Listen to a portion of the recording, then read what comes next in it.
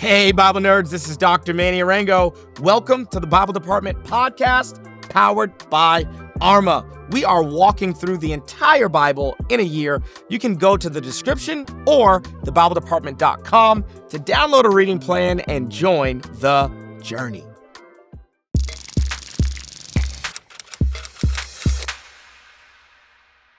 Welcome to day 100. Yo, this is a huge milestone. If you've made it this far on the journey, you're 100 days in. I'm so proud of you. Hey, if you're on a streak, keep it going. If you're not on a streak, it's a good day to start a streak. Like just, day 100, day 101, day 102. Let's keep it rocking and rolling. Hey, if you haven't done the reading for the day, this is the moment where I invite you to stop the recording, pause the audio, pause the video, go do the reading. We're in Exodus chapters 12, 13, 14, and 15 today. I'm actually really excited about what I get to help us understand today. This is the culmination of this section of the book of Exodus. And there is a lot to learn, So I'm going to teach you this cycle of chaos. So chaos is a massive theme throughout the scriptures. In Genesis chapter 1, verse 2, the Bible says that God created the heavens and the earth. That's verse 1. And the earth was formless and void. That's tohu vavohu, which means that the earth is chaotic. And darkness hovered over the surface of the deep. So the deep would be like a mythological way to talk about a massive body of water. And that the Spirit of God hovered over the waters. The spirit, wind, and breath are all the same word. And then God speaks. Okay, God said, and let there be light. Once God says those words, the process of bringing creation into order begins. So in an ancient worldview, creation is not about bringing something out of nothing. It's actually about bringing order to chaos. So we have chaos. It's tohu vavohu. And we have a bunch of words associated with chaos. Words like darkness, the deep. These all describe the chaotic pre-creation state. And then you start to get a pattern or a template for what starts to happen. So there's chaos. It's tohu vavohu. And then once there's chaos, you get the word tahom, the deep, means you get the waters. And then you get ruach, just like spirit, wind, presence, breath. And then you get the voice of God. The voice of God says, let there be light. And then for the next 7-day period, you get order. God orders things, he organizes. He brings function. He brings boundaries. And then once order is established, you get a test. The craftiest of the serpents goes into the garden and offers a test to humanity. Humanity fails that test. And because they fail that test, they get all the way back to the beginning. What happens? Their life becomes chaotic. And you get this cycle over and over and over and over again. That chaos descends till you get to the moment of Noah and the flood. Because you have chaos, you're going to have tahom. So you're going to have a flood now, those deep waters. From Genesis chapter 1, verse 2, those deep waters are going to overwhelm humanity. While Noah is on an ark in the middle of the tahom, a dove is going to descend. That's the Spirit of God. It's the ruach, the Spirit of the Lord God, is going to be hovering over the surface of the deep. And then God's going to talk. Going to tell Noah he can get out of the ark. He's going to get out. And then you're going to see order restored to humanity. And then you're going to get a test. Instead of being in a Garden of Eden, he's in a vineyard. And because humanity fails this test, you get back to the beginning. And humanity descends into chaos. This is actually the opening of Exodus, is chaos, slavery, oppression, infanticide. This is moral chaos. And whenever there's chaos, you're going to get plagues. Okay, plagues is the plagues function the exact same way the flood functions, whereas creation is just reverting back into tohu vavohu. And the Tehom. If you get chaos, you're going to get Tehom. What's the Tehom? The Red Sea. And what happens when the children of Israel are at the Red Sea? I'll tell you exactly what happens when the children of Israel are at the Red Sea. It says Exodus 14, verse 21. Moses stretched out his hand over the sea, and all that night the Lord drove the sea back with a strong east wind and turned it into dry land. Of course we get wind, because in this pattern, you always get chaos, then Tehom, then Ruach. And I bet we're going to get God. God's probably going to talk soon. That's exactly what happens. God speaks, and once God speaks, the people of Israel go through the Red Sea. The army of Egypt drowns, and then God brings them through a journey to give them order. That's why you get laws. Immediately following the crossing out of the Red Sea, you're going to get order, and then they're going to get tested. And where do they get tested? They get tested in the wilderness. That's the place of testing. Do they succeed or fail? They fail. And because they fail, the cycle repeats. And the land of Canaan has descended into chaos. Because it's descended into chaos, we're going to get Tehom. And that Tehom is going to be in the form of the Jordan River. God is going to allow the people of Israel to judge the Canaanites because of their chaos. But they're going to be at the Jordan. And what are we going to see at the Jordan River? Oh, well, the Jordan River is going to tell us in Joshua chapter 3, verse 15 to 17, the Jordan is at flood stage. Keyword, flood, all during harvest. Yet as soon as the priest who carried the ark reached the Jordan, the water from upstream stopped flowing. And the priest who carried the ark of the covenant, remember, the ark of the covenant is the presence of God. Okay. And if the priests are carrying it, that means it's what? Hovering over the Tehom.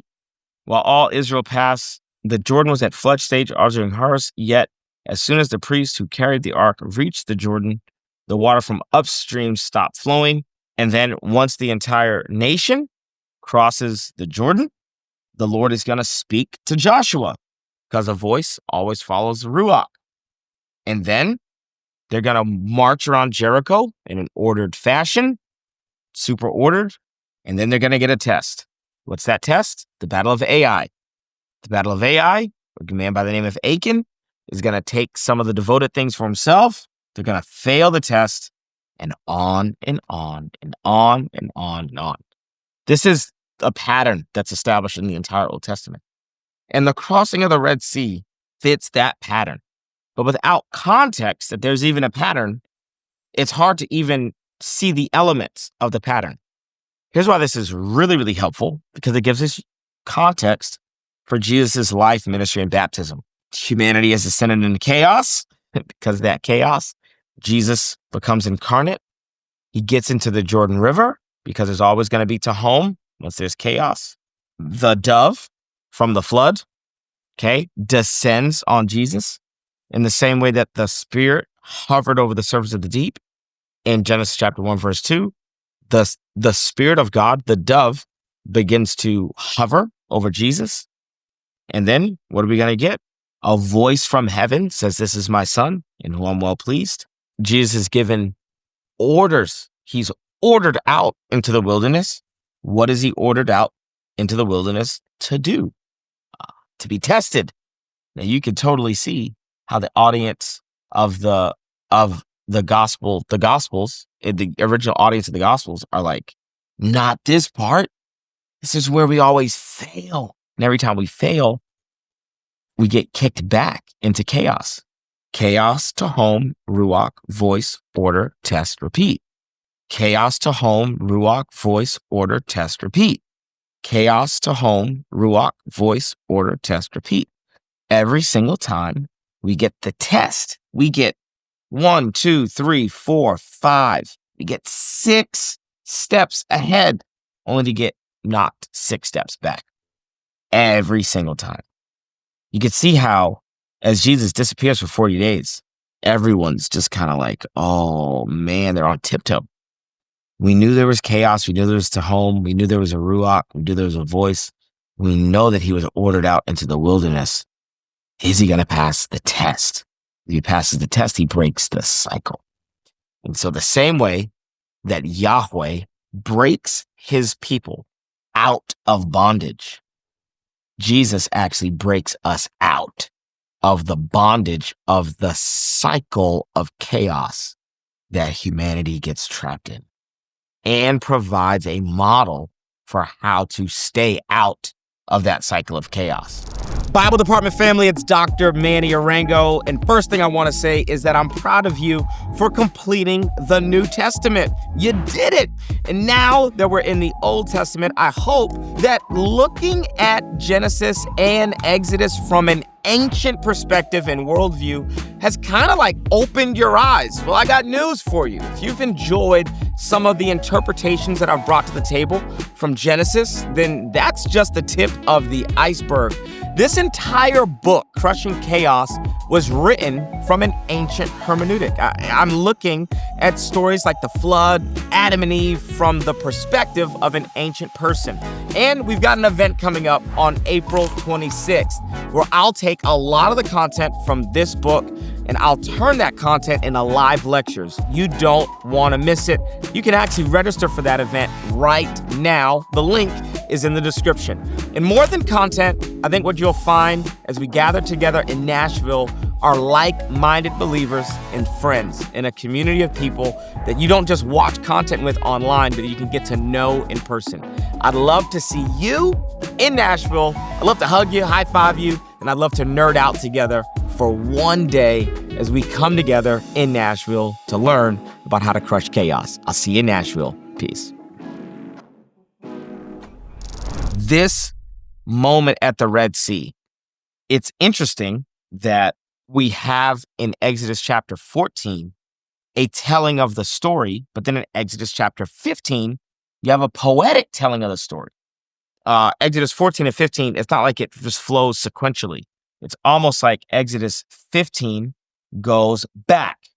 And Exodus 15 starts to fill in and give you the exact same story, but in song form.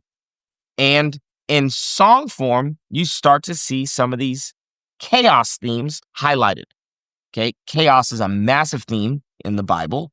I actually did my entire dissertation on chaos and the combat myth. And that's for a whole nother day and a whole nother time. But if you thought to yourself, I didn't think the Bible's about chaos. Oh, the Bible's about chaos more than you could ever even realize. I wrote 130 pages about this, about how the Bible's about chaos. Combat myth is a part of chaos language. Combat myth, that Yahweh is in combat with the sea and with the chaos monsters of the sea. So both horse and rider, he has hurled into the sea. This is chapter 15. The Lord is a warrior. The Lord is his name. Pharaoh's chariots and his armies, he has hurled into the sea. The best of Pharaoh's offers drowned in the Red Sea. The deep waters have covered them. That's the Tehom. They sank to the depths, the Tehom, like a stone. In the greatness of your majesty, you threw down those who oppose you. You unleashed your burning anger. It consumed them like stubble. This you can see how Yahweh is being depicted as a dragon. By the blast of your nostrils, the water piled up. The surging waters stood up like a wall. The deep waters congealed in the hearts of the sea. This is dragon language. This is combat myth language. This is mythological language. This is chaos language. But you blew your breath and the sea covered them. They sank like lead in the mighty waters. Who among the gods is like you, Lord? Who is like you, majestic in holiness, awesome, glory, working wonders? We are actually going to get another retelling. This Red Sea moment is going to get retold mythologically over and over and over and over and over and over again. It says this here we go. This is Ezekiel. Ezekiel gives us Ezekiel and Isaiah actually give us their take on what happened at the Red Sea with Pharaoh. It says this: set your face against Pharaoh, king of Egypt, and prophesy against him and against all Egypt. Speak and say, thus says the Lord God, I am against you, Pharaoh, king of Egypt, the great dragon, sprawling in the midst of its channel, saying, my Nile is my own. I made it for myself. You can hear the arrogance. You can hear the I am God. But you can also hear that Pharaoh believes, Ezekiel is painting Pharaoh as if he is a dragon. Here we go. Isaiah is going to do the same thing in Isaiah chapter 51. It's going to say, was it not you who dried up the sea, the waters of the great deep, the Tehom, who made the depths of the sea a way for the redeemed to cross over? So he's talking about what? This moment right here in Exodus chapter 14, the moment that the people of Israel come out of Egypt. Verse 9, chapter 51, verse 9. Awake, awake, put on strength, O arm of the Lord. Awake, as in the days of old, the generations of long ago. Was it not you who cut Rahab in pieces, who pierced the dragon? So Rahab is this ancient chaos monster, a chaos dragon. So instead of calling Pharaoh, Isaiah calls Pharaoh Rahab. It calls him a dragon. He says, yeah, Pharaoh was a human, but he's also a symbol of Leviathan, the chaos monster, which means he's a symbol of Satan. That behind the human, behind the flesh and blood evil, there's a power and a principality that is at work in the human and through the human. The reason that I love looking at Exodus 15, Ezekiel, Isaiah, is because you actually get to see these mythological themes come to life. That what you get in Exodus chapter 14 is just a telling of the story. This is what happened. The chaos language is there, but then once you switch over into poetry, it's almost like that mythological switch goes from, a 2 on a scale from 1 to 10 to like an 8 on a scale from 1 to 10. And now you get words like dragon and you get words like Rahab. You actually get to see like, oh, the biblical writers have this deep well of chaos words that are from their worldview. And a lot of times we don't like the mythological language of the Bible because that's not our worldview. But reading the Bible is a cross-cultural experience. So the crossing of the Red Sea is going to be a moment that the psalmists, the prophets, are going to look back at over and over and over and over and over. And a lot of times, as the prophets and psalmists look back and meditate on what God did, they are going to interpret it through a lens of Yahweh defeating the dragon of the sea. That they are going to see it through the lens of all of the other chaos stories in the ancient Near East. So they're going to see it through the lens of Marduk defeating Tiamat. They're going to see it through the lens of Baal defeating Mot. They're going to see it through the lens of all of the creation accounts that are surrounding them. And the Bible is actually speaking the language of the people that it's trying to reach. Okay. Number one, there's our big context clue for today is that there's this 6-step cycle that is happening all throughout the scriptures. Our nerdy nugget for the day is that Exodus 15 gives a mythological retelling of the events of Exodus chapter 14. In Exodus chapter 14, you can see the 6 step that I talked about, but then in Exodus chapter 15, you can start to pick up on the tenor and the texture of mythological language, which is also in Ezekiel, which is also in Isaiah. And then what's our timeless truth for the day? God always speaks the language of the people that he's trying to reach. If you want to know what language God speaks, it depends on whoever he's talking to. He will use whatever story, myth, narrative, whatever it is that is native to a culture. He'll use it. He'll redeem it. He will baptize it. And he'll use that to communicate the truth of his character and who he is. And I think that it's brilliant that he does that. In that way, Christianity is unlike Islam. In Islam, A Quran's not the Quran if it's not Arabic. There is no such thing as a translation of the Quran that is also the Quran. A translation of the Quran is a translation of the Quran. Islam doesn't infiltrate cultures. It is a culture. Whereas Christianity can infiltrate Japanese culture, can infiltrate Brazilian culture, can infiltrate African American culture, can infiltrate American culture. It can infiltrate any culture. And the reason that we have all these chaos myths all throughout the Bible, the reason that there's mythological language, the reason that the biblical authors are talking about dragons like Rahab and Leviathan is because that was the language of the Mesopotamian, Babylonian, and Canaanite people that the Israelites were trying to reach with the glory and the goodness of their God, Yahweh. And so the Bible's full of this stuff. And if you can't tell, I love it. And I wrote a whole dang on dissertation about it. So day 100, I hope you learned a lot.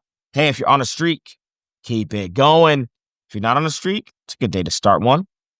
Just make sure that you come back tomorrow for day 101. I'll be right here. I'll see you as we go through a couple more chapters of the book of Exodus. I love you guys. I'm so proud of you. Peace. Thanks so much for joining us on the Bible Department podcast. If this episode was helpful, how about you leave a comment, share with a friend, and subscribe so that you never miss an episode. To learn more about the show, head to thebibledepartment.com. We'll see you right back here tomorrow.